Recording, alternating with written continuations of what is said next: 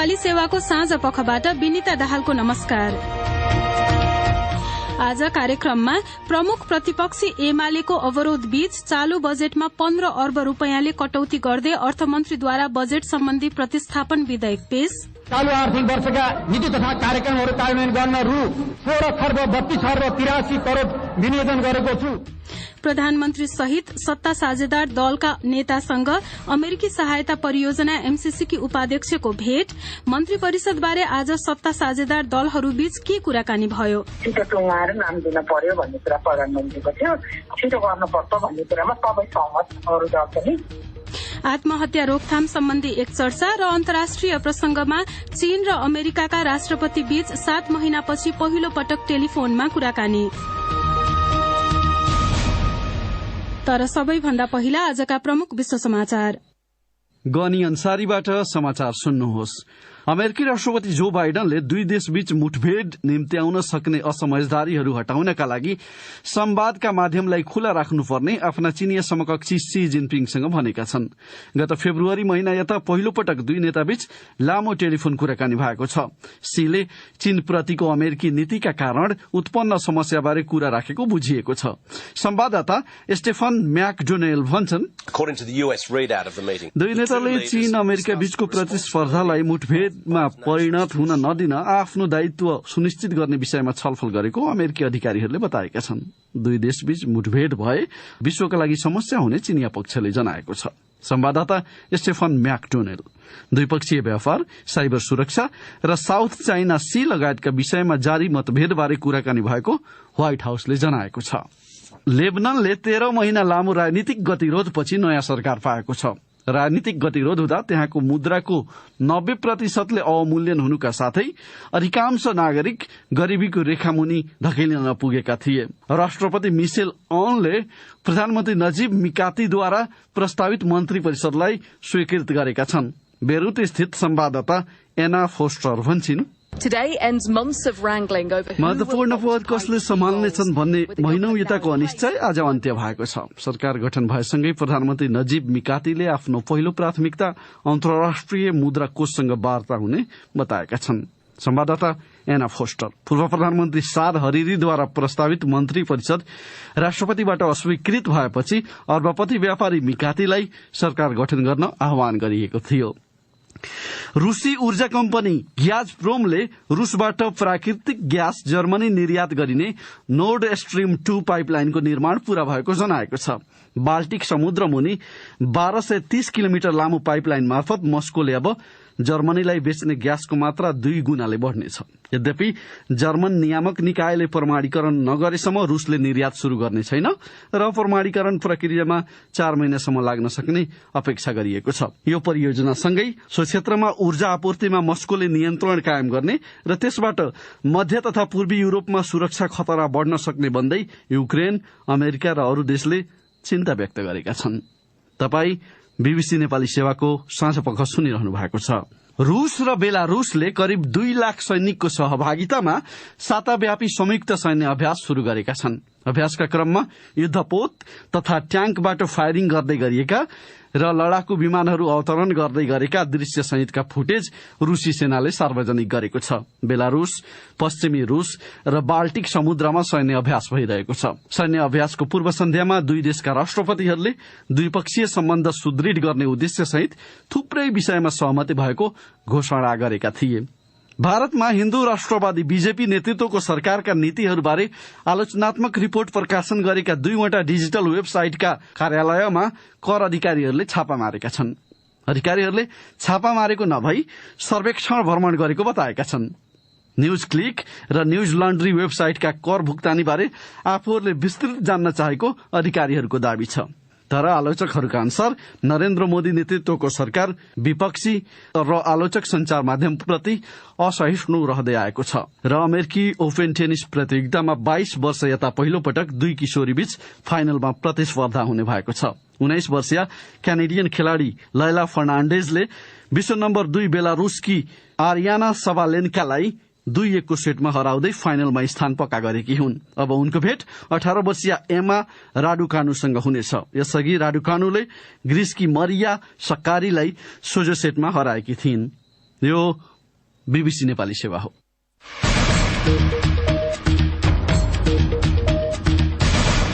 साँझपखमा यहाँलाई स्वागत छ। संसदीय अभ्यासको सामान्य प्रक्रियामा अस्वाभाविक ठानिने ढंगले सरकारले प्रतिनिधि सभामा बजेट सम्बन्धी प्रतिस्थापन विधेयक प्रस्तुत गरेको छ। चालू आर्थिक वर्षको राजस्व र आयव्ययको अनुमानित आयव्यय परिमार्जन सहित अर्थमन्त्री जनार्दन शर्माले प्रतिस्थापन विधेयक संसदमा प्रस्तुत गरेका हुन्। पूर्ववर्ती एमाले सरकारले अध्यादेश मार्फत ल्याएको बजेटको आकार आज एमालेका सांसदहरूकै अवरोधमाझ प्रस्तुत गरिएको प्रतिस्थापन विधेयकमा 15 अर्ब रूपियाँले घटाइएको छ। सुनौ एउटा रिपोर्ट। सबैभन्दा ठूलो दल नेकपा एमालेका सांसदहरूले नाराबाजी गरिरहेका बेला सभामुख अग्निप्रसाद सापकोटाले आज अर्थमन्त्रीलाई विधेयक प्रस्तुत गर्ने बाटो खोलिदिएका थिए। सर्वप्रथम माननीय अर्थमन्त्री श्री जनार्दन शर्मालाई प्रतिनिधि सभा नियमावली 2075 को नियम 149 को उपनियम 1 र 5 बमोजिम आर्थिक विधेयक 2078 विनियोजन विधेयक 2078 राष्ट्र ऋण उठाउने विधेयक 2078 प्रस्तुत गर्न अनुमति दिन्छु।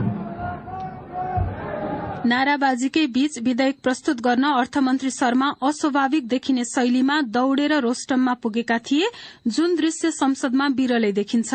त्यसरी पुगेका अर्थमन्त्रीले अघिल्लो सरकारले अध्यादेश मार्फत ल्याएको बजेटका केही विषय फेरबदल गरिएको बताए। बजेटको नयाँ आकारबारे बोल्दै उनले भने, चालू आर्थिक वर्षका नीति तथा कार्यक्रमहरू कार्यान्वयन गर्न रु 16 खर्ब 32 अर्ब 83 करोड़ विनियोजन गरेको छु।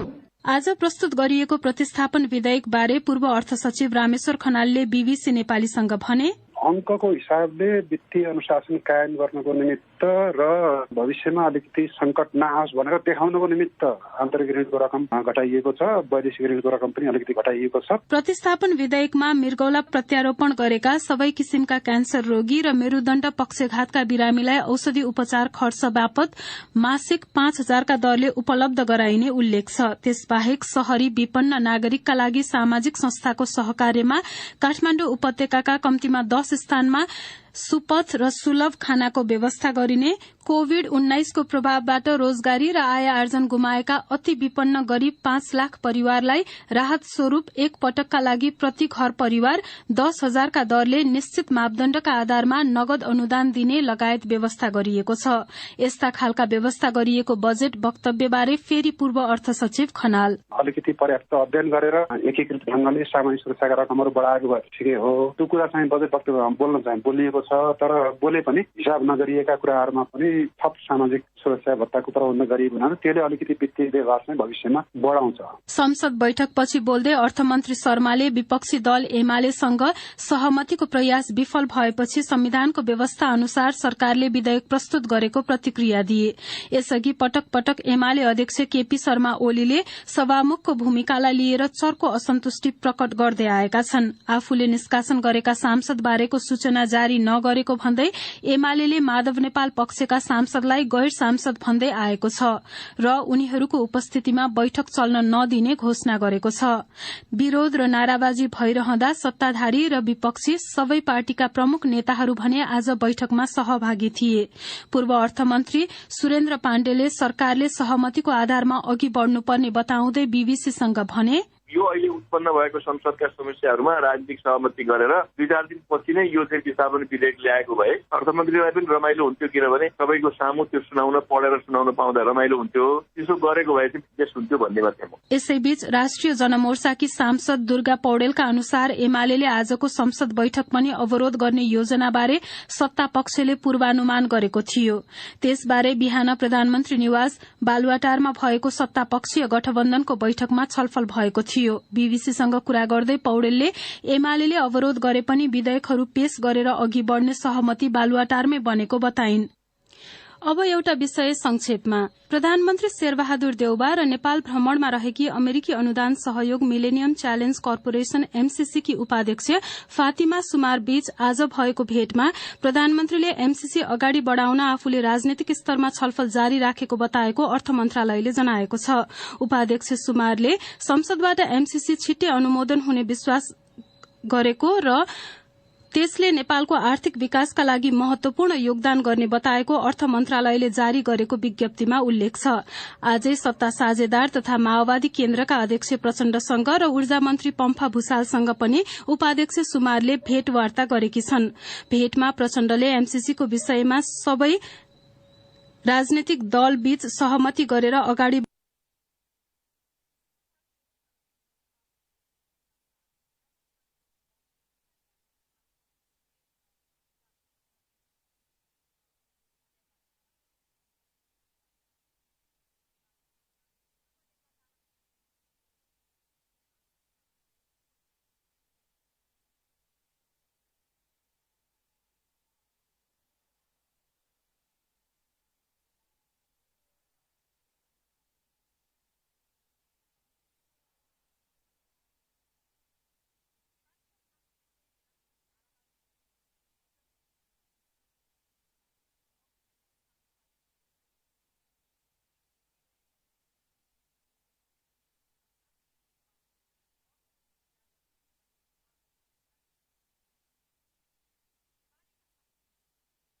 बचत सँगै यो जिन्दगीको नाता सिटिजन संरक्षित बचत खाता आजैबाट बचत गरौँ आफ्नो परिवारको भविष्य सुरक्षित गरौँ।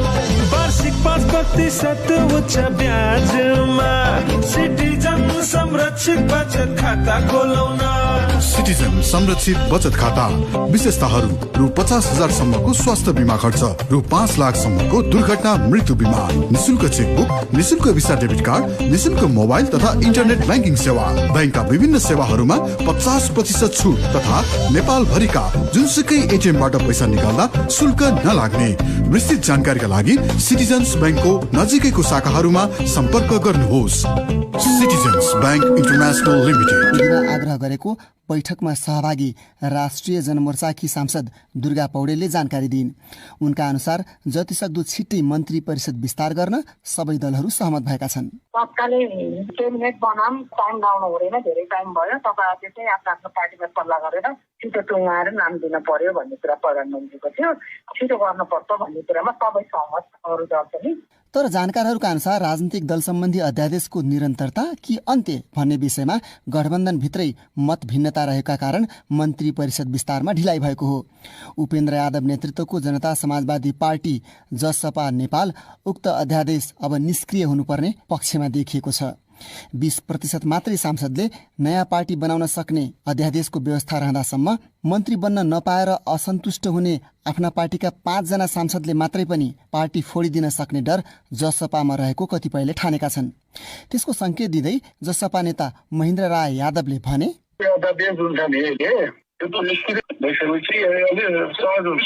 कारण के हो भने 20%ले को सम्भावना खतरा रहन्छ। त्यसलाई त फिर्ता नगरिकन निष्क्रिय नगरिकन अगाडि बढ्न सकिहाल्छ नि त। यो निष्क्रिय हुन्छ र कार्य सरकारको पूर्णता हुन्छ। माधव नेपाल पक्षका नेताहरू भने उक्त अध्यादेश निष्क्रिय तुल्याउँदा अदालतमा मुद्दा विचाराधीन रहेकाले आफ्नो दलको दर्ता नै कतै संकटमा पर्ने त होइन भन्ने आशंका रहेको बताइएको छ।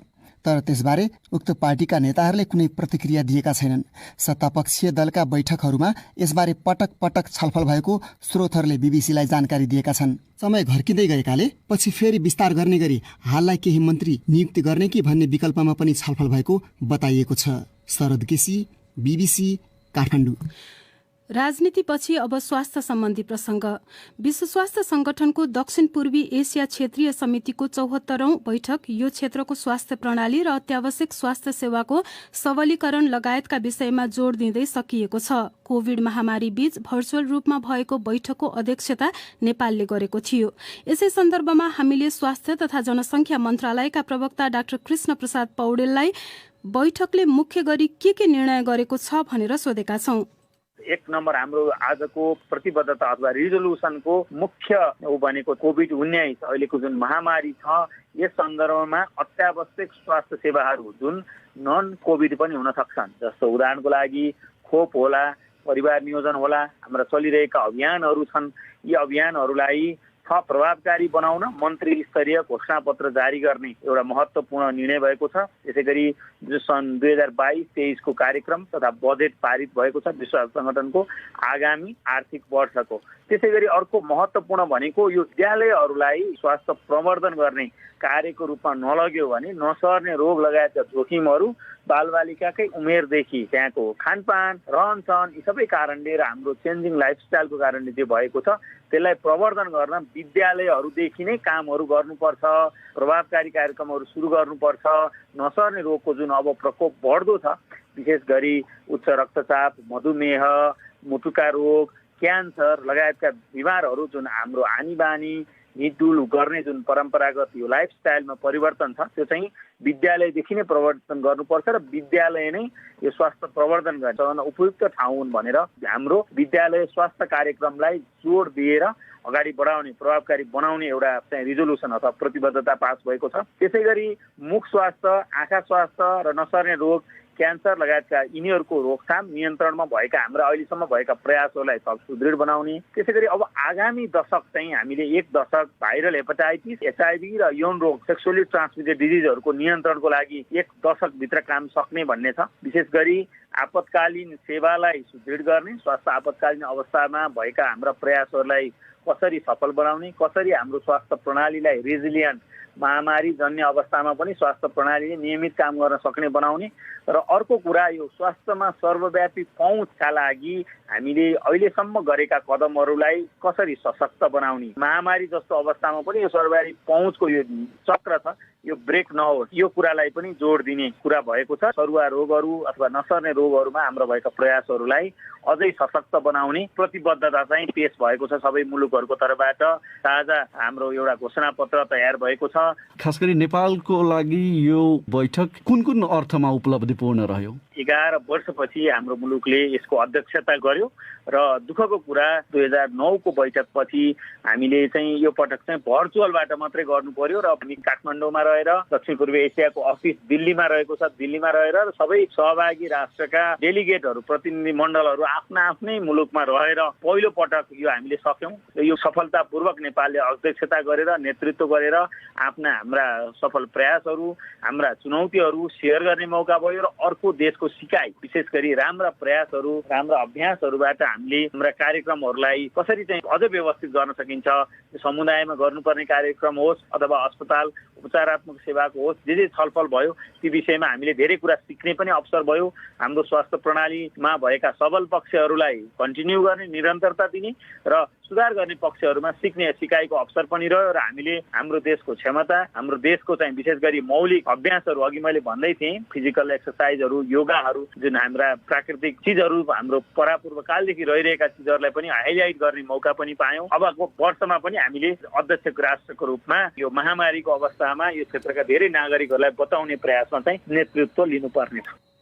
उनी थिए स्वास्थ्य मन्त्रालयका प्रवक्ता डाक्टर कृष्ण प्रसाद पौडेल। साथी गणी अन्सारीसँग कुरा गर्दै। अब अर्को विषय। आज विश्व आत्महत्या रोकथाम दिवस। नेपालमा वर्षेनी आत्महत्याको क्रम बढ्दो रहे पनि आम सर्वसाधारणले सीमित मानसिक स्वास्थ्य सहयोग पाउने अवस्था रहेको जनस्वास्थ्य कर्मीहरूले बताएका छन्। 1.5 वर्ष अघि कोरोना भाइरसको महामारी देखा परे यता विगतको तुलनामा उल्लेख्य रूपमा नेपालमा आत्महत्याका घटनाहरूमा वृद्धि भएको नेपाल प्रहरीको तथ्याङ्कले देखाउँछ। सरकारी अधिकारीहरू भने राष्ट्रिय योजना बनाएर नै आत्महत्या नियन्त्रणको प्रयासमा आफूहरू लागिरहेको तर स्रोत र साधन अनि मानसिक स्वास्थ्य सम्बन्धी विशेषज्ञ चिकित्सक सहितको अभावले आफ्नो प्रयासमा अप्ठ्यारो निम्त्याइरहेको बताउँछन्। सुनौ फणिन्द्र दाहालले तयार पारेको यो रिपोर्ट। शिक्षण अस्पताल काठमाडौँका मानसिक स्वास्थ्य शाखाका प्रमुख चिकित्सक प्राध्यापक डाक्टर सरोज प्रसाद ओझा विभिन्न अस्पताल र संघ संस्थाहरूले हटलाइन सेवा दिए पनि नेपालमा समग्रमा मानसिक स्वास्थ्य प्राथमिकतामा नपरेको क्षेत्र भएको बताउँछन्। उनका अनुसार कसैले पनि आत्महत्याको सोच आउनु, मानसिक तनाव र डिप्रेसनको लक्षण देखिनुलाई अब मलाई मानसिक रोग लाग्यो र मैले जीवनभर औषधि खानुपर्छ, केही गर्न सक्दिन भन्ने ढंगबाट सोच्न हुँदैन। त्यसको साटो समयमा नै उपचार गरायो भने यसलाई नियन्त्रण गर्न सकिने धारणा समाजमा स्थापित गर्न आवश्यक रहेको उनी बताउँछन्। उनले आत्महत्याको नकारात्मक सोच आएको अवस्थामा विभिन्न हेल्पलाइनहरूमा सम्पर्क गरी आफ्ना सोचहरूलाई सकारात्मक बनाउने तर्फ लैजानुपर्ने उल्लेख गर्दै आवश्यक पर्दा औषधि र मनोपरामर्श सेवा दिएर निको बनाउन सकिने बताए। मनोसामाजिक परामर्शदाता जितेन राई आत्महत्यालाई मानसिक रोग भन्दा पनि कमजोर मन भएकाहरूले चाल्ने कदम भएको दृष्टिकोण समाजमा व्याप्त हुनु नेपालको सन्दर्भमा ठूलो समस्या रहेको बताउँछन्। परिवार र साथीभाइ चनाखो भए आत्महत्या गर्ने व्यक्तिहरूलाई सुरुमा नै सहयोग दिने ठाउँहरूसम्म पुर्याउन सकिने उनले बताए। इपिडेमियोलोजी तथा रोग नियन्त्रण शाखाका मानसिक स्वास्थ्य हेर्ने निकायका प्रमुख डाक्टर फणिन्द्र बराल स्वास्थ्य मन्त्रालयले सामुदायिक मानसिक स्वास्थ्य कार्यक्रम अन्तर्गत देशव्यापी रूपमा स्वास्थ्य जनशक्तिलाई तालिम दिएर मानसिक स्वास्थ्यबारे अभियान चलाइरहेको बताउँछन्। उनले विभिन्न गैर सरकारी संस्थाका मनोपरामर्शदाताहरूसँग मिलेर सरकारले हाल 7वटै प्रदेशमा मानसिक स्वास्थ्य सम्बन्धी परामर्श दिइरहेको उल्लेख गर्दै मानसिक स्वास्थ्य रणनीति 2077 कार्यान्वयनमा आएको बताए। त्यसमा 11 प्रकारका मानसिक स्वास्थ्य सम्बन्धी औषधिहरू निशुल्क दिने, अशक्त सहित जेलमा बस्ने बन्दीहरूमा पनि मानसिक स्वास्थ्यको पहुँच पुर्याउने जस्ता विभिन्न कार्यक्रम सञ्चालन गरिरहेको उनले बताए। नेपालमा दिनमा 16 जनाले आत्महत्या गर्ने गरेको प्रहरीको तथ्याङ्कले देखाउँछ। नेपाल प्रहरीको तथ्याङ्क अनुसार लकडाउनको अवधिमा दैनिक आत्महत्या गर्नेको संख्या बढेर 19 देखि 20 मा पुगेको थियो। उक्त आँकडालाई भयावह बताउँदै डाक्टर बराल जुन तहको आवश्यकता छ त्यो स्तरमा अझै काम गर्न नसकिएको बताउँछन्। यसैबीच स्वास्थ्य मन्त्रालयले आजै एउटा विज्ञप्ति जारी गरेर यो आर्थिक वर्षमा देशभरिका 13वटा ठूला अस्पतालहरूमा 10 शय्याको मानसिक रोगको वार्ड बनाउने काम अघि बढाउने, आधारभूत स्वास्थ्य सेवा अन्तर्गत रहेको मानसिक स्वास्थ्य सेवालाई प्राथमिक स्वास्थ्य प्रणालीमा एकत्रित गरेर लैजाने, सामुदायिक मानसिक स्वास्थ्य कार्यक्रमलाई अहिले भएका 42 जिल्लाबाट आगामी 2 वर्षभित्र 77 वटै जिल्लामा विस्तार गर्ने लगायतका निर्णयहरू गरेको छ। अब पालो श्रोता प्रतिक्रियाको। प्रस्तुत गर्दैछन् साथीहरू केशव कोइराला र स्वेच्छा राउत। आज विश्व आत्महत्या रोकथाम दिवस। नेपालमा दैनिक 16 जनाले आत्महत्या गर्ने र वर्षेनी आत्महत्याको क्रम बढ्दो रहेको तथ्याङ्कले देखाउँछ। सीमित मानसिक स्वास्थ्य सहयोग उपलब्ध भएको आजको अवस्थामा आत्महत्या रोकथाम गर्न कसले के गर्नु पर्ला भनेर आज हामीले सामाजिक सञ्जाल फेसबुक र ट्विटरमा सोधेका थियौं। प्राप्त जवाफमध्ये केहीलाई हामी यहाँ प्रस्तुत गर्दैछौं। ट्विटरमा भूपेन्द्र शाह ठकुरी लेख्छन्, आत्महत्या गर्ने प्रमुख कारण मानसिक समस्या हो। अतः मानसिक सन्तुलन कायम राख्न व्यस्त रहने, ज्ञानवर्धक विषयवस्तुबारे अध्ययन गर्ने, योग र ध्यान गर्ने, बेला बेला स्वास्थ्य जाँच गराउने, सन्तुलित खाना खाने, पर्याप्त सुत्ने र उठ्ने समयको तालिका मिलाउने गर्नुपर्छ। रामहरि रोकाका बुदागत सुझाव यस्ता छन्। मानसिक रोगलाई पनि अरू रोग जस्तै गम्भीर समस्याको रूपमा लिएर व्यापक अध्ययन अनुसन्धान गर्ने, जनचेतना जगाउने, सबै स्थान र मानिससम्म मानसिक उपचारको पहुँच पुर्याउने, मानिसहरू हतोत्साह नहुनलाई सरकारले सामाजिक सुरक्षा र सामाजिक न्यायको ग्यारेन्टी गर्ने। त्यस्तै मोहन पलको धारणा छ, कसले के गर्ने भन्दा पनि व्यक्ति स्वयं जागरुक हुन जरुरी छ। आफूलाई मानसिक रूपमा स्वस्थ राख्ने जिम्मा त स्वयंकै हो नि। त्यसैले अनावश्यक झमेलामा नपरौं। हाम्रो फेसबुक पेजमा देवेन्द्र उपाध्यायले लेखेका छन्, पारिवारिक झै झगडा, सामाजिक विभेद र खास गरी तराई क्षेत्रमा व्याप्त दाइजो प्रथा र अन्य क्षेत्रमा हुने बोक्सी लगायतका कैयौं कुसंस्कार तथा अन्धविश्वासको अन्त्य नहुँदा त्यसका कारण धेरैले आत्महत्या गर्ने गरेको पाइन्छ। त्यसैले त्यो रोक्नका निम्ति राज्यले समयमै गम्भीर रूपमा पहल गरोस्। लक्ष्मण बहादुर सुनार लेख्छन्, विश्वभरि कोरोना भाइरस महामारीका कारण धेरै मानिस बेरोजगार भएका छन्। गरिब परिवारलाई दैनिक छाक टार्न समेत हम्मे छ। बेरोजगारीको समयमा परिवारमा पनि कलह बढ्छ। दिनदिनैको मानसिक तनाव बीच कतिपयले आत्महत्या गरेको सुनिन्छ। सधैँ सकारात्मक सोचौं। समय एउटा चक्र न हो, सुख र दुःख आइ नै रहन्छ। आपसमा मेलमिलाप गरेर बसौं। अब एउटा अन्तर्राष्ट्रिय प्रसंग। चीन र अमेरिकाका राष्ट्रपति बीच 7 महिनापछि पहिलो पटक टेलिफोनमा कुराकानी भएको छ। अमेरिकी राष्ट्रपतिको कार्यालय व्हाइट हाउसले प्रकाशित गरेको एउटा विज्ञप्ति अनुसार दुई नेताले बिहिबार दुवै पक्षका स्वार्थहरू मिल्ने क्षेत्रबारे बृहत रणनीतिक छलफल गरेका थिए। बीबीसी विवरणहरूमा आधारित रिपोर्ट सुनौ केशव कोइरालाबाट। जो बाइडनले राष्ट्रपतिको कार्यभार सम्हालेपछि सी जिनपिङसँग गरेको यो दोस्रो संवाद हो। व्यापार, गुप्तचरी र महामारीका विषयमा मतान्तर भएकाले चीन र अमेरिका बीच तनाव कायम छ। उक्त छलफल राष्ट्रपति बाइडनले स्पष्ट पारे अनुसार अमेरिका र चीन बीचको प्रतिस्पर्धालाई जिम्मेदारीपूर्वक व्यवस्थित गर्ने अमेरिकाको जारी प्रयासको भाग भएको व्हाइट हाउसले एउटा विज्ञप्तिमा जनाएको छ। दुई नेताहरूले प्रतिस्पर्धा द्वन्द्वमा नपुगोस् भनेर सुनिश्चित गर्न दुवै देशको उत्तरदायित्वबारे छलफल गरे, विज्ञप्तिमा भनिएको छ। केही महिना अघि बाइडन प्रशासन र चीन बीच भएको उच्चस्तरीय वार्तामा तनाव उत्पन्न भएको थियो। दुवै पक्षका अधिकारीहरूले एक अर्काप्रति चर्को टिप्पणी गरेका थिए। चीनिया अधिकारीहरूले अमेरिकाले अरू देशलाई चीनमाथि आक्रमण गर्न उक्साएको आरोप लगाएका थिए। अमेरिकाले भने चीन केवल ध्यान तान्ने उद्देश्यसहित आएको बताएको थियो। चीन र अमेरिका बीच धेरै विषयमा असहमतिहरू छन्। विशाल अर्थतन्त्र भएका दुई देशबीच केही ठूला विषयमा चर्को विवाद छ। सबैभन्दा ठूलो विवाद चाहिँ मानवाधिकार र प्रजातन्त्रको विषयमा छ। अमेरिकाले चीनले सिन्जियाङ प्रान्तमा उइगर मुस्लिम समुदायको नरसंहार गरेको आरोप लगाउने गरेको छ।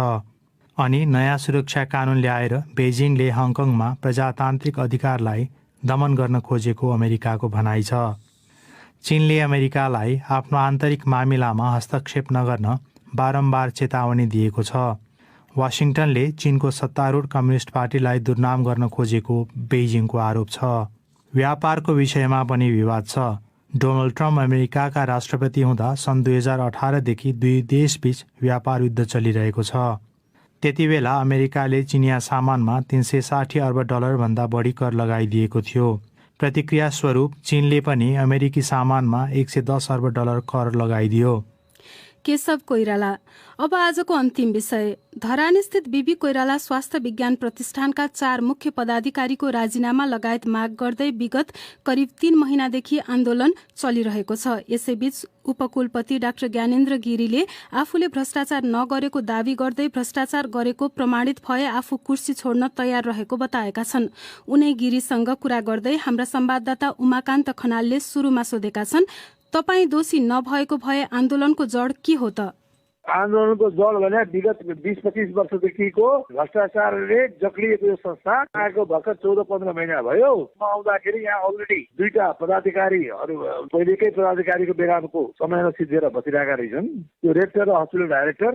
अब यिनीहरूले जहाँसम्म मैले प्रोफेसरसिप किन लेखेँ भनेर यिनीहरूले यो लान्छन लगाए। मैले बाबा म योभन्दा पहिले विराट मेडिकल कलेजको फ्याकल्टीको रूपमा डिपार्टमेन्ट अफ मेडिसिनको हेड कम प्रोफेसर भएर काम गरेको, त्यहाँ पठन इन्भल्भ भएको। त्योभन्दा पहिले म नेपाल सरकारको विशेष श्रेणीमा भएर म रिटायर भएको मान्छे हुँ। 11औं तहमा 10औं वर्षसम्म काम गरेको मान्छे। तपाईँ लगायत 4 जना पदाधिकारीको राजीनामा उनीहरूले मागेका छन्। खासमा राजीनामा चाहिँ किन मागेका रहेछन्? राजीनामा किन मागेर भने यो संस्था चाहिँ खतम भयो रे, यो एकदम अनियमितता भयो रे पल्ला होला। भन्नुहोस् त म आएको 1 वर्ष समथिङ भएको छ, मैले कति अनियमितता गरेको होला 5 वर्षको केरियरमा? भन्नुहोस् त। भनेपछि भ्रष्टाचार चाहिँ त्यहाँ कसले गरेको रहेछ? 15 महिनामा तपाईँको अध्ययन त होला। मेरो अध्ययन के छ भने विगत 15 वर्षदेखिको भ्रष्टाचारलाई यिनीहरूले अहिले शुद्धिकरणको रूपमा निकालेका छन्। विभिन्न प्रकारका छानबिनका समितिहरू पनि त्यसका प्रतिवेदनहरू छन्, तर ती प्रतिवेदनहरू चाहिँ सार्वजनिक भएको छैन। ती सार्वजनिक भएर त्यो दोषीमाथि कारबाही गर्नलाई चाहिँ समस्या नहोला नि त? त्यो छानबिनको सार्वजनिक हुनलाई समय लिन्छ। जो दोषी ठहरिन्छ त्यो जान्छ, न दोषी ठहरे म जान्छु।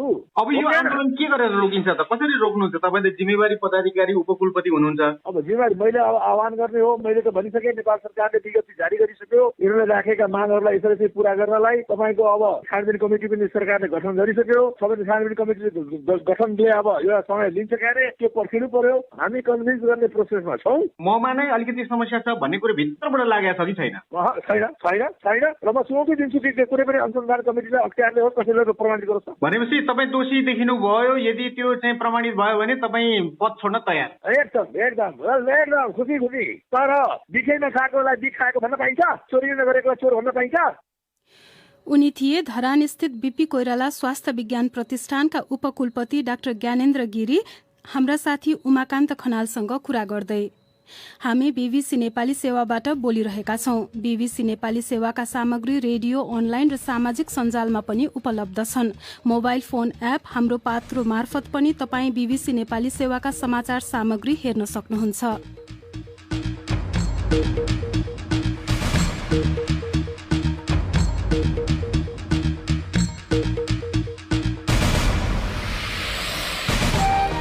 हवस् त, यसका साथै BBC नेपाली सेवाको साँझ पख यही सकिन्छ। अब सोमबार बिहान 7:15 बजेसम्मका लागि हामी सबैलाई बिदा दिनुहोस्। नमस्कार।